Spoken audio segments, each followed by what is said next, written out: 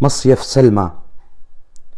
يتبع إداريا هذا المصيف لمحافظة اللاذقية ناحية الصلنفة، وهي بلدة كردية عدد سكانها حوالي 10,000 نسمة، كلهم كرد لكنهم لا يتكلمون الكردية.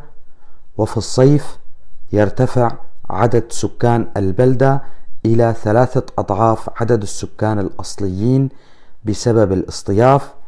يعمل سكانها بالزراعة والبناء، ومن معالمها السياحية فندق سلمى الكبير وفندق الزوزو، يتوسطها كورنيش المشوار، وفيها سلسلة من المطاعم منها مطعم السيدة العذراء.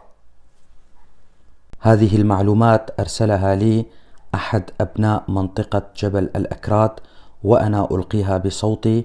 أنا علي عبد الله كولو من منطقة درباسية، وأتمنى كما يتمنى كل الكرد الناطقين بالكردية أن يتعلم الكرد في جبل الأكراد لغتهم الكردية، وأن يسموا أبناءهم بأسام كردية، فلغتنا الكردية هدية من الله مثل باقي اللغات، وعلينا أن نتعلمها. دمتم أهلنا في جبل الأكراد.